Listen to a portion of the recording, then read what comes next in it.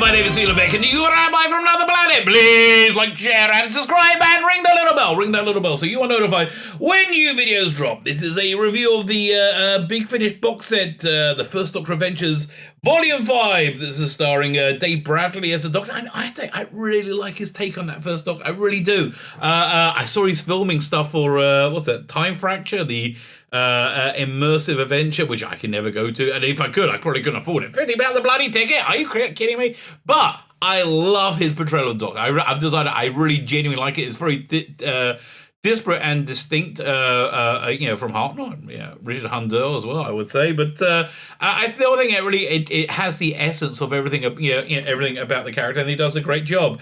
So I've really been enjoying these First Doctor Adventures. They're using the same cast that they had in Adventure in Time and Space, and this one's not good. I'm sad to say this was not good, and I'm starting to think Big Finish might be over, right? Big Finish might be over because the mistakes they make in this story, which are just kind of painful. Stories which I just find kind of painful, and just a real waste of Dave Bradley's talent. The rest of the cast, Claudia Grant as Susan. Firstly, she says on the extras her name is Claudia. Are you sure? I mean, I know it's your name, but I also was called Claudia. She just, I find her take on it just way too posh. Way too posh. Jamie Glover and Gemma Powers, Ian and Barbara. Yeah, fair, okay. Nothing great, nothing terrible. But generally speaking, this one is not a recommend. Fine, before we get into it, can you hit the like button? And again, that's even if you really don't like me or what I'm saying, or just anything going on in the world right now, can you hit the like button? That'd be great. Can you hit the share button? That'd be even greater. But can you hit that subscribe button? Get me to 3,000 subscribers, and don't tell YouTube because they will not be happy. Get me to 3,000 subscribers. That'd be great. Thank you very much. And comment is really helpful. I'm always quite shocked how it is. And what's super helpful? Go check out my Indiegogo. My Indiegogo is wrapping up soon. I know I keep saying that, but now really genuinely, I'm in that pipeline to finish up, so I really want to get this thing mailed out to you guys. I really do. So go check it out. Male gaze cards. We got one more coming. And it's going to be awesome. It's going to be a male gaze card double feature with Leela and this is Forever Young, a poster you can get with Leela and Raquel Welch's character, who I have no idea the name of the character, from 1 million years BC. I just figure, a couple of very attractive, warrior women. That might be quite good for the male gaze cards. With $8 grand, everybody gets these as well. These A2 posters, a Bohemian in Time and Space. Then you can get this add-on, The Eyes Have It, Great Balls of Fire, and as I went to earlier, Forever Young, where we have an aging Tom Baker, Fourth Doctor, and Sarah Jane Smith forever enjoying their adventures within the TARDIS. Very good. So what's not very good? This is not very good. And honestly, I had a bad vibe about this when I saw the cover as well.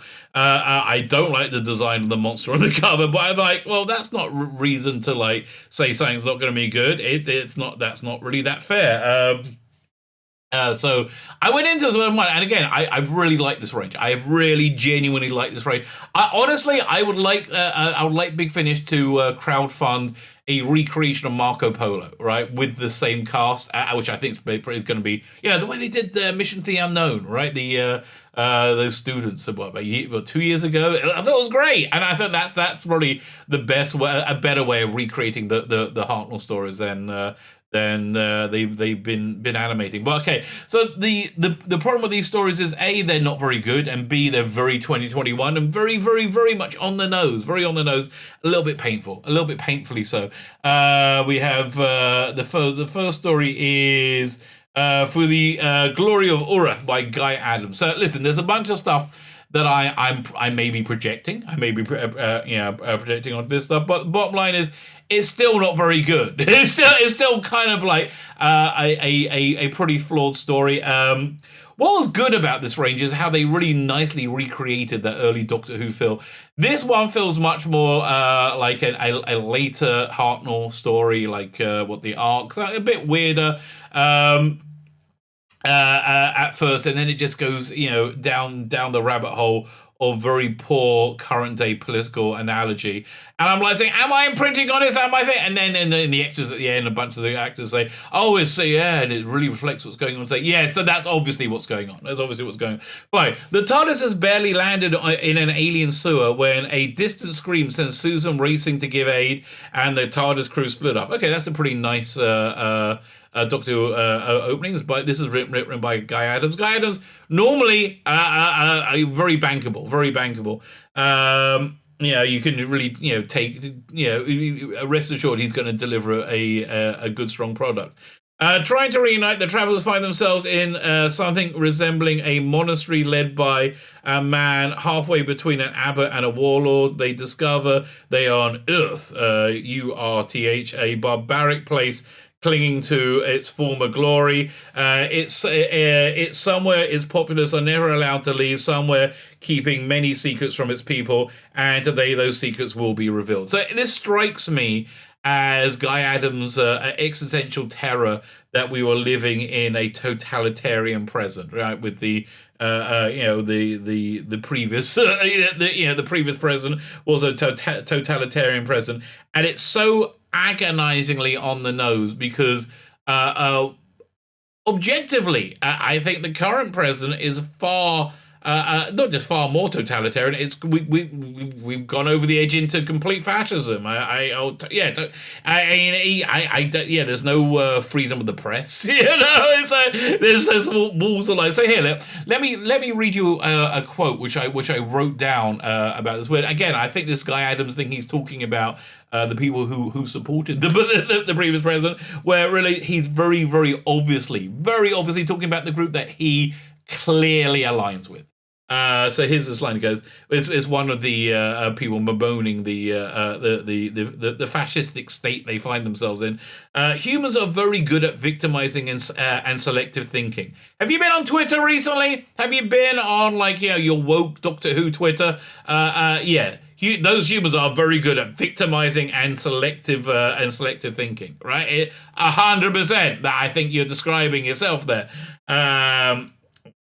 They take something they do not like and make it the focus of all ills. Yes, they do, and they blow things completely disingenuously, out of context. Why? Because they are evil, disingenuous people. Yeah, again, they convince themselves their victim is subhuman. Now, again, woke Doctor Who Twitterati. They label anybody who doesn't like the current Doctor Who as NMD, means not my doctor. It's a hashtag that some people use. Not me, but that doesn't matter if you ever use it or not. They other you, and they treat you as if you're subhuman. In their tiny little group, so much lesser that the dismissal and disgust. So much lesser are these people, these NMDs, or whatever, that dismissal and disgust is the only logical response. Right. So again, seems to be talking about your side of the aisle there, Guy Adams. It really does. And this depiction of this totalitarian fascist state they find themselves in, this Earth they find themselves in. It is just comically simplistic. Again, I think this is people's a very simplistic view of people who don't align with them politically, right? They want to say they are evil, deplorable.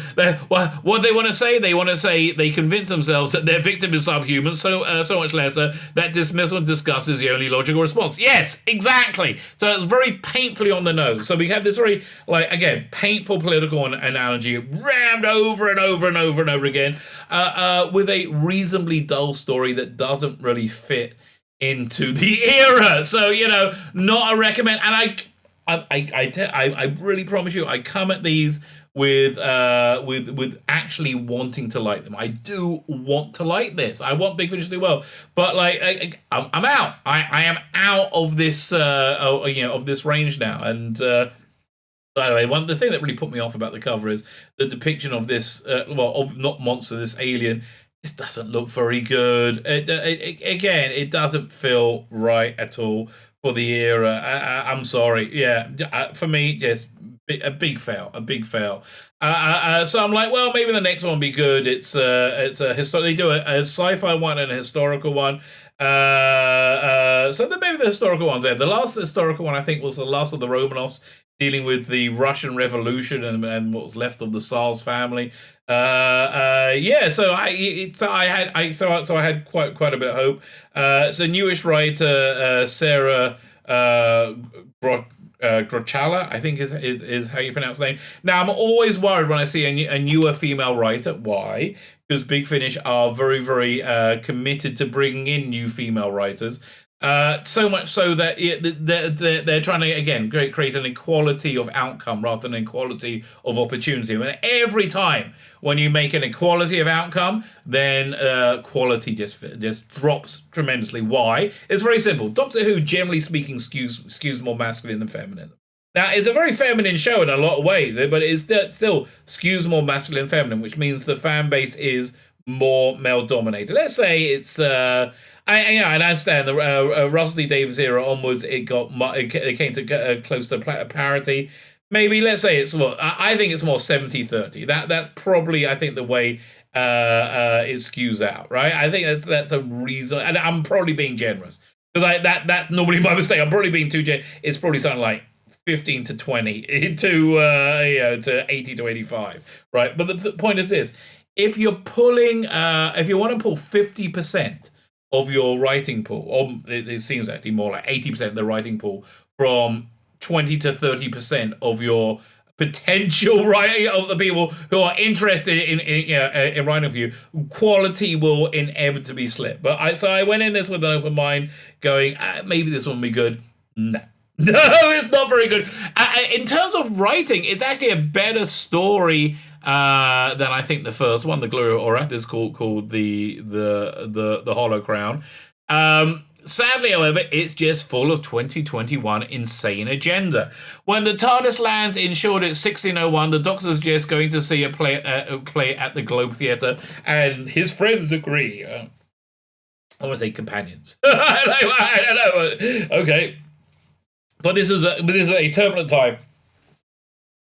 There's violence in the streets, plots against the Queen, and rebellion in the air. All that stuff's actually played quite well. I quite like that political turmoil.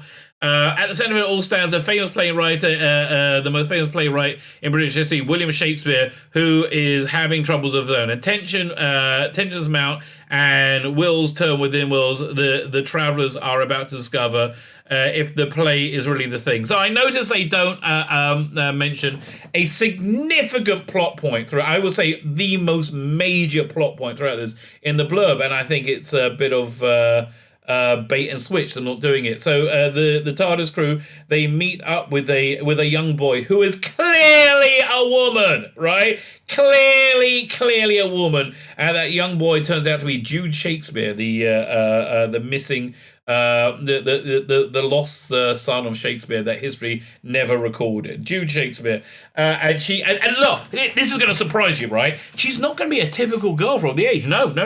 She's going to hate the lack of opportunity that the circumstances agenda provides her, right? She's going to rail against it. She's going to be the bestest ever.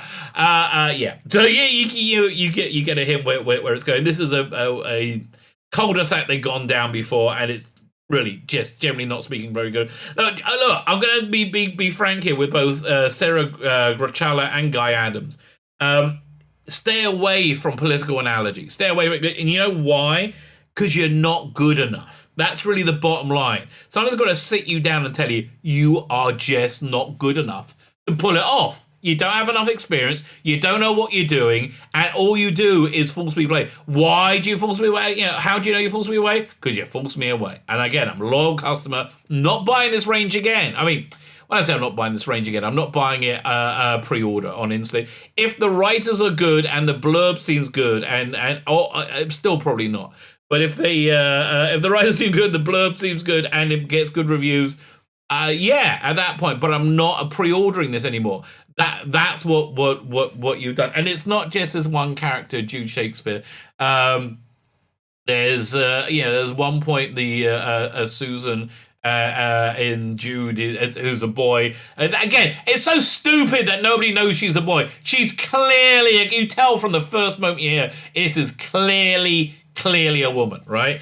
They get waylaid by thugs in the street, and they're about to, and then they're saved, and when she's knocked out, they're saved by another incredible swordswoman, right? Just incredible. So there's this idea that there's a lot of ideas here that's stupid. Firstly, that women had it any worse than men in antiquity. No, idiots. Okay, most men had it equally bad. Had it equally bad in a different way. Most men had no freedom. Most men had no vote. Most men had no say. Okay, you were essentially a slave of the landowner. The life of an average person, male or female, in the 1600s, in antiquity, is pretty much indistinguishable from a black slave in America to a white serf in England. Their lives are reasonably indistinguishable. Neither of them had any equality of opportunity. That's the reality, and equally, the idea that women didn't do certain things and the men did. Equally, men didn't do. Men did certain things that women didn't do. Any form of dangerous labor, be it war, be it mining, was exclusively done by men because it was considered deeply immoral to endanger women who were physically the weaker, who are still physically the weaker species. Right, so when you have a stunning and brave swashbuckling woman show up and see off a couple of thugs, it seems stupid. You know why it seems stupid to me, right? You know why it seems stupid? There's a female police officer right now who's probably going to go to jail, and she's a 20-year veteran. She was called to a violent incident in America recently, and she pulled for her taser because I think the person was threatening her in some way, and she pulled out a gun and she shot the guy. Unfortunately, the guy she shot was black, which is makes you a racist there. I don't think she was a racist. I think she was scared and she made a mistake. Why was she scared? Because she's physically weaker than men, even armed with a gun, okay? That is where this insanity that women are just as good as men comes from. Women are just as good as men, but also physically weaker and generally speaking have a differing disposition, right? And that's just the freaking reality. No one's better. No one's worse. And stop with this insanity that somehow being a woman puts you in 2021 gives you a disadvantage. It doesn't. And there's no, there's nothing you're trying to regress. There's no imbalance that you're fixing. The only imbalance is your skewed view of history, which is based around your skewed view of current day, I would say. So yeah, it's just a reasonably good story ruined by utter gender-driven idiocy. So yeah, not a recommend, I'm afraid. Not a recommend. Very sad. I'm very, very sad because I have enjoyed this range. I'm looking back at the previous ones, like Volume 3. I can't remember. They had they had the real Caravan Ford. I can't remember what was in Volume 3. But yeah, generally speaking, this has been a great little range. I'm really sorry that I and it's not like, oh, I'm not going to patronize this anymore because no, it's just I don't trust you to give you my money without lecturing me nonsense, right? And that's what you need my trust for, to give you my money and I'm trusting you not to lecture me nonsense, which is what this is. So yeah, I'm sorry. I think Big Finish might be over now. Listen, I don't know.